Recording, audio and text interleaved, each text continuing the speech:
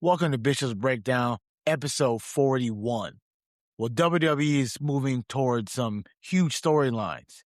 But like always, one step forward, two steps back. And two of the NFL's biggest and brightest young running backs just got paid. And the sports car world has officially lost their mind and gone crazy. So what happened on Raw? What happened on SmackDown? And what's going to happen on Monday Night Raw tomorrow? But Jahmyr Gibbs and Bijan Robinson, they both got paid. And there's this insanity surrounding the Topps Chrome NBA card set with the Cooper Flagg rookie patch card and the unbelievable bounties being offered for that card and the other rookie patch cards. So let's get into this. And this is Bishop's Breakdown. So like we always do, we're going to break it down.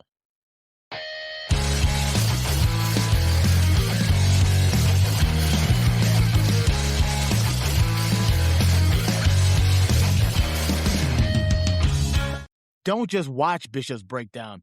Be a part of it. Join the Patreon today for exclusive content, early access to every episode, behind-the-scenes footage, bonus podcasts, member-only polls that help shape the show, and exclusive shout-outs. And if you join our $20 MVP tier, you'll score an official Bishop's Breakdown t-shirt. So wear our logo with pride and represent our growing community everywhere you go. Every membership helps us bring bigger guests, better equipment, and even more content to this channel. So hit that Patreon link in the description, become part of the Breakdown family, and let's build something special together. The next level starts now. So Dueces, Uces, and back to the show. So let's get right into WWE Raw from last Monday.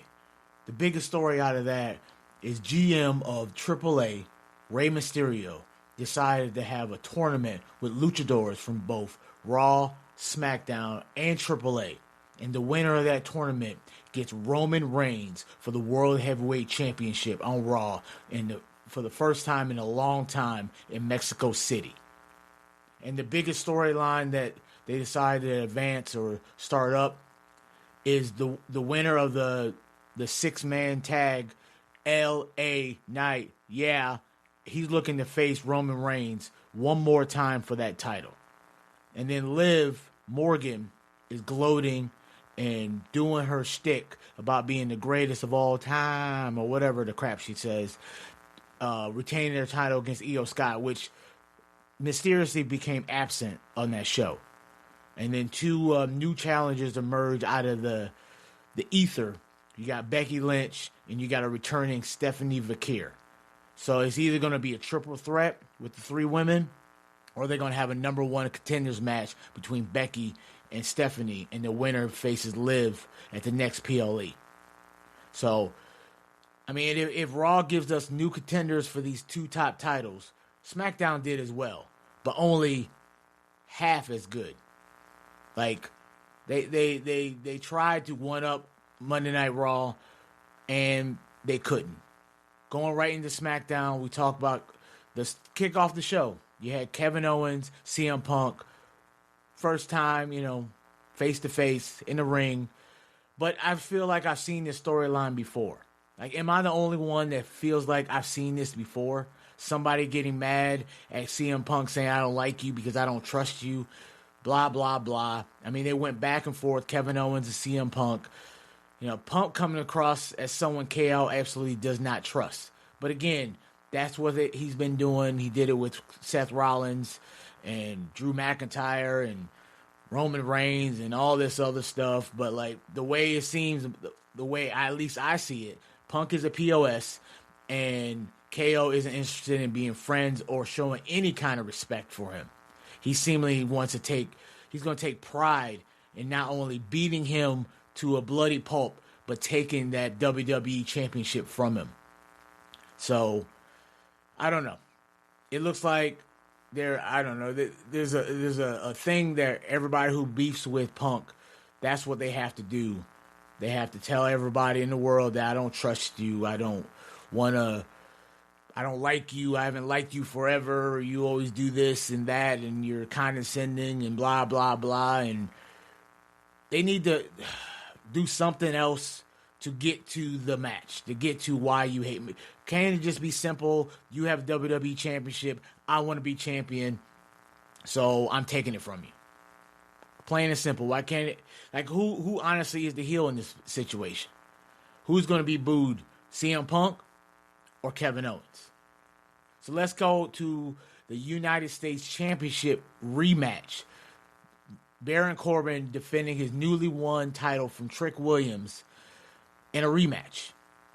And I honestly thought Trick was going to beat him for it. I mean, that's what they're supposed to do. But, you know, Corbin had to pull the shenanigans again and cheat to win. And what are you going to do with Trick? What is Trick Williams going to do going forward? My guess is he's one of the favorites to win Money in the Bank. Either him or LA Knight. I mean, I like Baron Corbin. I think he's a really good wrestler. But Trick Williams losing like that just seems kind of redundant. Like they might have should have even done the rematch, at least this soon. You know, they should just have, I mean, how are they going to, they need to build Trick Williams up if that is the plan to get him the Money in the Bank, but who knows. And speaking of the Kevin Owens CM Punk match, we don't have to wait too long because Kevin Owens said August 21st in Toronto, me, Punk for the WWE Championship. I mean, it is Kevin Owens' home turf. Crowd reaction is going to be through the roof for Kevin Owens. They probably still going to be cheering CM Punk, so as of right now, it's face versus face. But with the interaction between KO and Sami Zayn, I'm calling it right now. Mark my words, Sami Zayn is going to somehow interfere in this match and cost Kevin Owens the match. So it's either going to be a triple threat again. Never seen that before. A triple threat for the WWE Championship. Or they just going to beef for a while and CM Punk moves on to the next. My thinking is they're going to do a triple threat and maybe Kevin Owens in the end wins the WWE Championship. It's been, 10 years or something crazy like that since he's been WWE Champion or had a championship. So, I mean, do you think Sami Zayn is going to cost KO the WWE Championship? Do you think it's going to lead to a triple threat? Or are they just going to redo what they have done for, feels like, ever in Sami versus KO in a blood feud? And let's go to how they treated Chelsea Green, newly crowned interim WWE Women's Champion. They did what they always do and just let her get squashed and beat up and take the licking and took the losing pin with Tiffany Stratton and against Fatal Influence. Like, shocker. Chelsea Green gets pinned after winning the WWE Women's Championship. And then, insult to injury, you had Nia Jax and Lash Legend come out and stand over her like she ain't nothing. On top of that, Chelsea Green gets legitimately hurt and busts her orbital bone, like as if this WWE Women's Championship is literally cursed. Because, like, as of right now, I don't see Rhea coming back anytime soon, like in the next 6 months or longer, because she just had her second surgery on her knee. So, what are we doing? Is they actually going to take the title off of a Chelsea already and give it to Nia Jax? Because that's what it seems like, her holding the title tall while she's standing over her dead body. Just stupid. But off to another promo segment. Randy Orton and Cody Rhodes. Orton comes out. Cody ain't trying to hear it. And they have the history together. Maybe because there's no title on the line this time, and there's no Pat McAfee, and there's no big spectacle that is WrestleMania, that this feud will finally be something that we all thought it should have been. I mean, it's teacher, student. Simple as that. Cody Rhodes was with Randy Orton with the Legacy. And now Cody Rhodes has surpassed him on the totem pole, and Randy wants his spot back. Simple as that. Randy's going to show him that I didn't teach you everything, and Cody's going to show Randy Orton that ain't the play, brother. And I am going to show you that I am QB1 for sure. Especially no title. So it could literally go either way. My thought is clearly Cody Rhodes is going to be on top of this feud. Unless Cody Rhodes and they do a flip and Randy's the face and Cody turns heel. But either way, this is a feud that should last for a little while to keep Cody away from the WWE Championship just long enough to explore other options in the main event scene to hopefully build up some of these people so it's not more of the same people in and out of the main event. Because sooner or later, these people are going to be too old. They're all in their 40s, and then, they can only be around so long. So let's talk the main event. You had Charlotte Flair and Jade Cargill. Out of all the things that you had on this show, this is your main event. It was a match.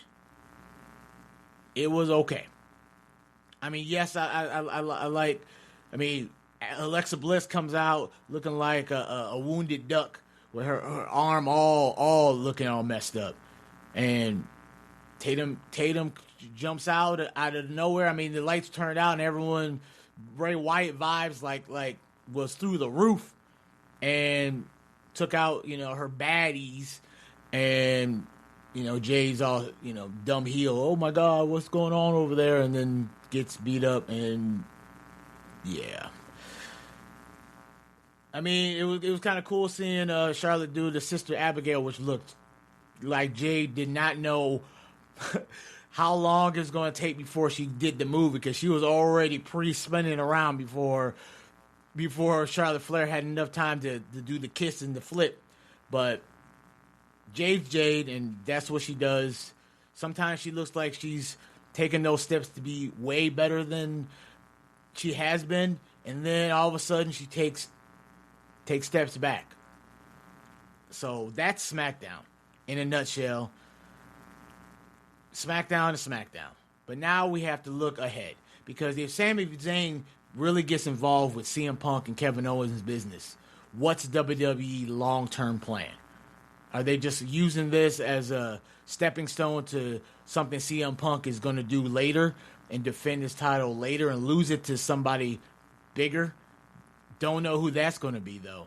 Have no idea anybody, if you look at the SmackDown roster, who's big enough to take that step besides the people I already mentioned, like the Cody Rhodes and the Kevin Owens.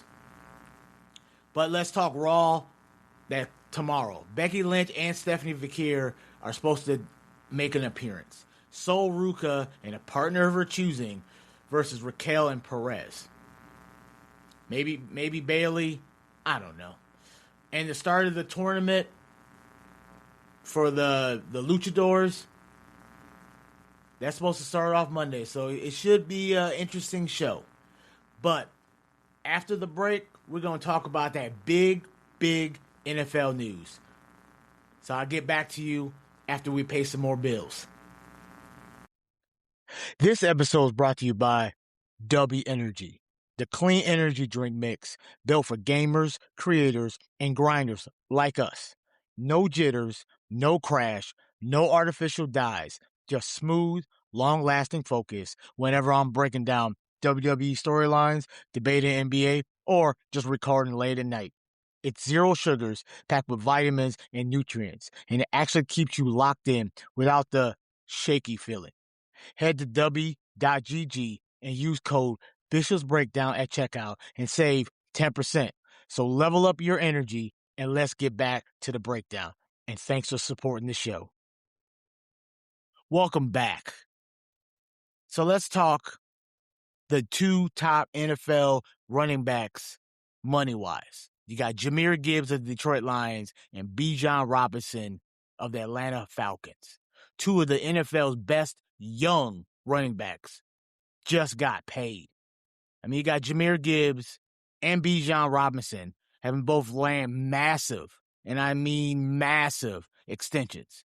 And these contracts could tell us something very important about the future value of the running back position entirely, not just between these two athletes, but going forward for anybody else that are contract negotiations going forward, because they can just point to, well, Gibbs got this, Bijan got this.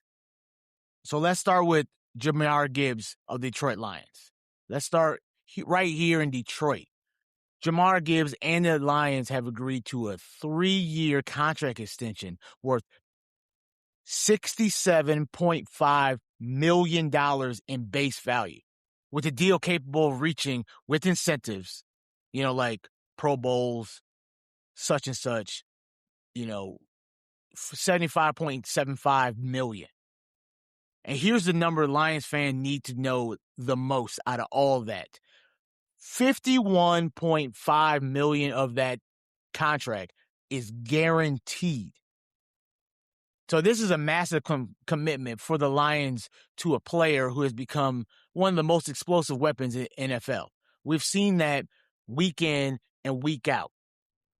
And the Lions needed to re-up and make sure they kept Gibbs, because they already lost Montgomery, and they couldn't lose both of them. So you got 3 years of this contract. $51.5 million guaranteed. That's approximately $22.5 million per year in new money. Like, gotta remember that Gibbs is not just a running back for them. He's a receiving threat. He's a big play machine. The offense, the Detroit Lions offense has been built around creating like mismatches for him, because you got Amani St. Brown, you got all these weapons around him, but they use him and give mismatches, him on a linebacker, him on a corner, him on a safety, and that's where his explosiveness shows through. I mean, he's entering only his 4th NFL season, and he's already produced, let's say, 5,029 scrimmage yards and 49 touchdowns. And you guessed it, in 49 games. I mean, his 2025 season included over 1,200 rushing yards, 13 touchdowns. He also caught the ball 77 times with 616 yards and 5 receiving touchdowns. Like, as a Lions fan, I'm going to tell you why I love this. You got to pay your stars. You can't let the stars just leave and go somewhere else and be successful for other teams, and looking back like, oh, that could have been us. I mean, look at Matt Stafford. He leaves the Lions and takes the Rams to the Super Bowl. And everyone assumed that the reason the Lions weren't losing, or a lot of people, not everybody, but a lot of people assumed that's why the Lions was bad for so long. It was all Matt Stafford's fault. Maybe if he was good enough. Clearly he is good enough, because he's a Super Bowl and an MVP of the regular season. So, and Jahmyr Gibbs isn't just a good running back, but he's the most dangerous weapon in the entire offense. Like, there's no doubt in my mind, when defenses are preparing for the Lions, they circle his name, highlight it, bold it, italicize it, do all that stuff, because they know that no matter what, Gibbs cannot beat us. Like, if Detroit believes that they're in a Super Bowl window right now, this is the type of player you got to lock up. You can't not win a Super Bowl without Gibbs. Without Gibbs, there's no chance, no way, no how the Detroit Lions even sniffing the Super Bowl. So let's get to Bijan Robinson. He got 3 years as well for up to $75 million. And that's 51 guaranteed, including a $37 million signing bonus. And at the time of the signing, he was the highest until the Lions said, hold my beer, or Gibbs' agent said, hold my beer, and and now he's the second highest paid in history. So let's break down his contract. So 3 years up to 75, 51 guaranteed. The signing bonus, he gets about 25 mil a year, and that's not backup money. That's running backs don't matter any. That's not running backs don't matter anymore money. Like they're showing that running backs are key to anybody's offense. That's you are the most important player on our team type money. Like maybe even more so than their quarterback. I mean, Robinson's coming off a monster year as well. He had 2,298 total yards and 11 touchdowns. First team All-Pro. I mean, that's nothing to scoff at. He had a season. Granted, his team wasn't that great, so most people didn't see how great of a talent he was. But he's the reason why they were in half those games. That's for sure. But the bigger story that most people aren't talking about is for years we had this argument. Don't pay your running backs. You can go out to the Home Depot or any little college from all over the nation and get a running back. They're all replaceable. Their careers are short. You know, they're you can find running backs blindfolded. You can always go to the draft and pluck a running back from any obscure school. It doesn't have to be a big school like the Michigans and the Ohio States and all these places. But look at what's happening right now. Bijan and Gibbs got over $75 million contract extensions. Now you're seeing elite running backs getting paid like quarterbacks, like wide receivers. The question is the NFL finally changing the way it values their running backs. It's gone the day that they just scoff them off, and if they're after 2 or 3 good seasons, they're ready to trade them for another running back because they don't do that. They give extensions after extensions for the quarterbacks, for the wide receivers, for the linemen, for the defensive players, but the running backs always seem to be dime a dozen. But it's because these two players, they got these big money. Maybe they'll change the way, or maybe just now, just with this situation, that these players are just too special to not pay them. That they're breaking the old rule just because they're who they are, and not because running backs in general. And that's a very important question to think about. But let's have some fun. You got Gibbs, you got Bijan. You can only choose one. Who are you taking? I'll give you a good argument for both. You got Gibbs, explosive speed, elite receiving ability. The Detroit's offensive system is perfect for him. He has 49 career touchdowns through 3 seasons. Now Bijan, he has a third down. He's a third down back ability to get those crucial yards to extend drives. He's elite rushing production. Like I said, over 2,000 yards scrimmage last season. First team All-Pro and the centerpiece of the Atlanta Falcons offense. So like I said, which one would you pick? Sound off in the comments and let your boy Bishop know who you picking. Bijan or Jahmyr Gibbs? And speaking of things that have gotten crazy, and I mean absolutely insane, let's move from the NFL running back situation to the sports card world. Because what is happening in Topps Chrome NBA update right now is probably the absolute most ridiculous thing I've ever seen. I'm new to the hobby. I collect, I dabble, I do pack openings. Check out YouTube, Bishop's Breakdown, give it a follow. But the Cooper Flagg 1/1 NBA debut patch autograph, right? Let's talk about what might be the craziest sports card chase we've seen in a very long time. Cooper Flagg has a card.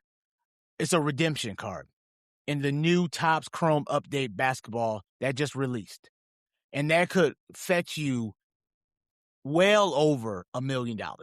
And the crazy part is it's out there somewhere. In either a booster pack, a blaster pack, a mega box, a hobby box, a delight box, whatever you can get those sets, the Topps Chrome update, you could possibly pull NBA debut patch, and not just Cooper Flagg, but that's the big money one. I mean, this is a Cooper Flagg NBA debut patch, and it's not just some random patch. This patch comes from the jersey that Cooper Flagg wore during his first NBA regular season game, October 22nd, 2025, against the San Antonio Spurs. Crazy, right? Both number 1 picks, Victor, Cooper Flagg. Flagg finished with 10 points, 10 rebounds, and the Mavericks lost. But it doesn't matter what he did that game. It doesn't matter that they lost. We're talking about Cooper Flagg, Rookie of the Year, his actual debut, game-worn NBA logo patch, and his autograph. There's only one of those in the world. So it's a perfect storm of what everybody in the sports collecting world wants to collect. And they did it with all their big-time rookies. They got Flagg patch, like I mentioned. They got Con Knipple and Dylan Harper are the headline rookies that have patches in this set somewhere in the world, somewhere sprinkled in randomly in these packs of cards. And then the bounty started. And this is where it gets insane, because people are offering anybody who finds this card multi-million-dollar bounties. Like, we're talking about, some people are saying, I'll give you $1.5 million today, and then we'll auction it off, and whoever buys it pays our fees, and you get the rest of the money. Or they're saying, we'll pay you straight up $4 million, $2 million, whatever, just to give us that card. The redemption card, that is. And that is wild. You could be a millionaire overnight. And this is comparable to the Paul Skeens debut patch, which sold for $1.1 million. And I have no doubt in my mind that Cooper Flagg is going to get double that, triple that. Like, it might be insane numbers like the high fives, 5 million. But I know you're watching this or listening to this and saying, hey, Bishop, why so much money? Think about what you're buying. This is not just buying a rookie card. This is not just buying a piece of his jersey. This is not even just buying his autograph. This is buying a piece of the exact jersey he wore when his NBA career began. Like, think of this. Say in 20 years or 15 years, he's a multi-time MVP, multi-time NBA champion, and you had a piece of his jersey and his autograph from the day he began his Hall of Fame career. Like, that's printing money right there. And there's only one. There's only one of those. And then the Dallas Mavericks, God bless their soul, they entered the chat. The Dallas Mavericks began like, hey, forget the money. You don't want millions of dollars. Why would you want millions of dollars? We want that guy's card. So they offered 32 years of season tickets, because that's Flagg's jersey number. Okay. 32 years of season tickets. 2 lower level season tickets, not floor. They didn't even give you floor seats for 32 years. You get lower level, whatever. So you're getting 2 premium seats for more than 3 decades. Sure. But what if for people who are not even close to Dallas? I guess I'm SOL, because I got no money from this, but I'll move on.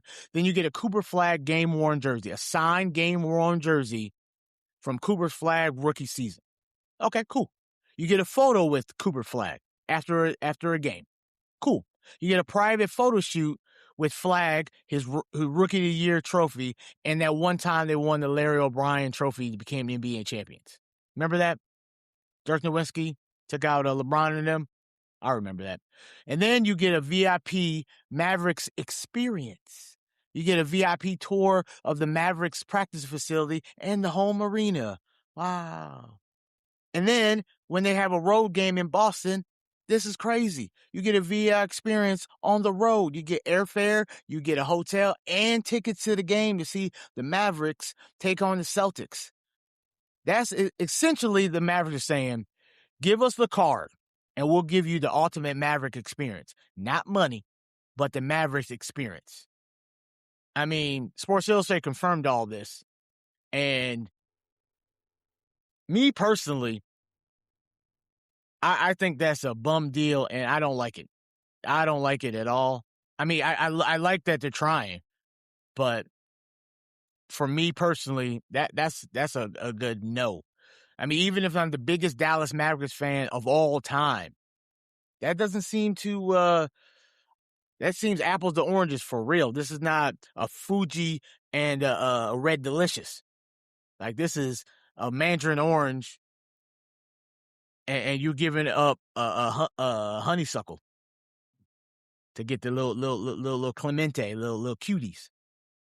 Seems like somebody losing in that situation, and it ain't the Mavericks. So, like, I'm going to ask everybody, so make sure you shout out and sound off in the comments.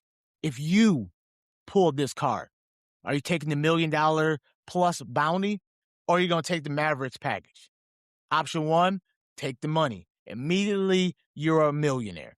No worrying about the card market going down. I mean, say for discussion sense, Cooper Flagg is a dud.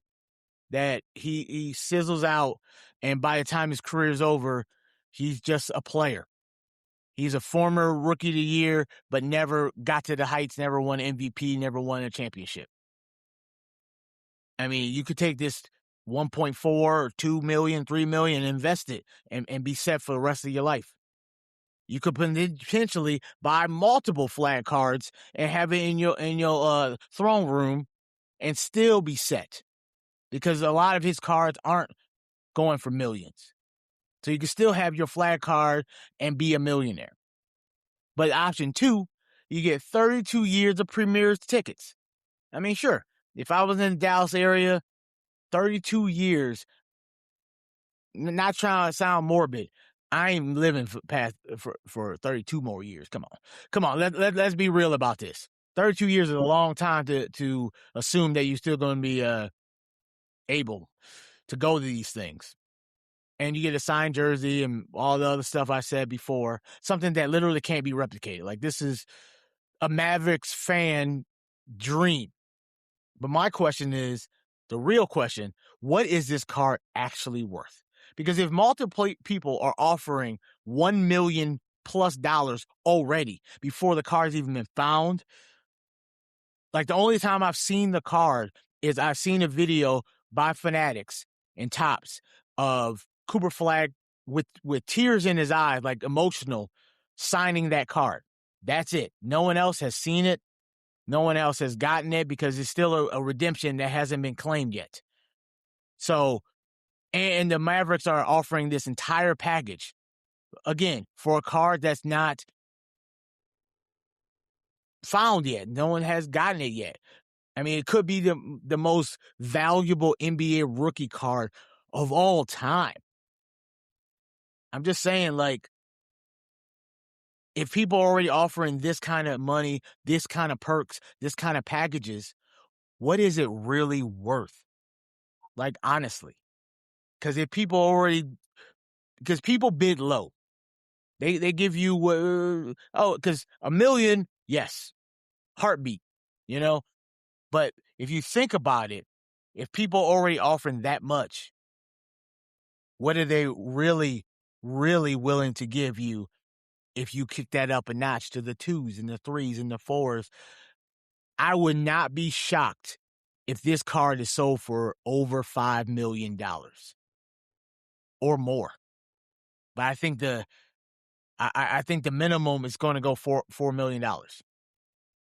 Like when everything's said and done, when someone finds this card and they do what they do with it, it's going to be sold at an auction house for multiple millions of dollars, $4 or $5 million. And that's exactly what I think. If you think differently, let me know in the comments, because this situation is just going to get wilder and wilder. And another quick point, Knipple and Harper card, what are they going to be worth? Because they're not the Rookie of the Year, they're not the Cooper Flaggs, they're not the chase cards that everybody's been chasing for ever since he got drafted. Like, will Knipple get $500,000? Will Harper get $300,000-$400,000? That's no money to laugh at either. So these chases is only until these cards are claimed and out of circulation. These booster packs, these mega boxes, these hobby boxes, these delights are going to be so expensive. Like, the mega boxes are in the $90 range. The hobby boxes are over $1,000, and then you got the delights, which are just, you get it's the highest tier of this chrome set you can buy, and it's $1,200 to $1,500. They're only going to keep going up and up until these cards are found, and then they'll go down because people aren't chasing them. Like, because that's literally printing money. That's literally you life-changing money. That's you becoming a millionaire, literally overnight. So think about that. Think about that next time you think it's crazy that all these people are camping out to get the brand new sports cards.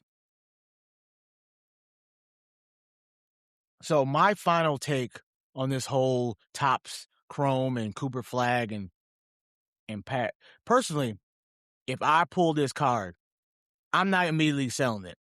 I'm at least hearing out every single offer. Like, you're not just gonna throw money at me before I look at all the aspects of it, because I'm not gonna try to leave no money on that table, because we're talking about a potentially generational player of a one-of-one card. His actual debut. I mean, if like I said earlier, if it's already creating millions of dollars bounties before it was even found, $2 million. But if somebody does put $2 million of cash in front of me, I'm probably taking that money. I'm sorry, Coop. I'm selling. Sorry, Mavs. I'm selling. Sorry for all y'all think I'm just crazy. You offer me $2 million. If I had that Cooper card, I'm taking it. But let me know in the comments, would you take $1 million cash, or would you take this Dallas Mavericks 1-of-1 for 32 package? And if someone offered you $2 million cash, are you still holding on to it?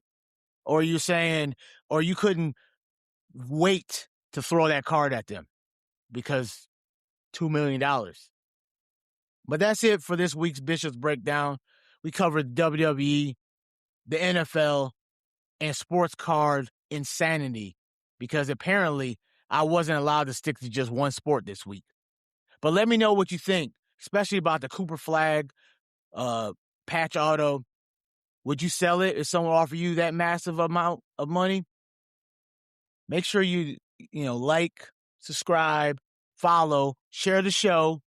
And as always, like a great man once said, Dueces Uces.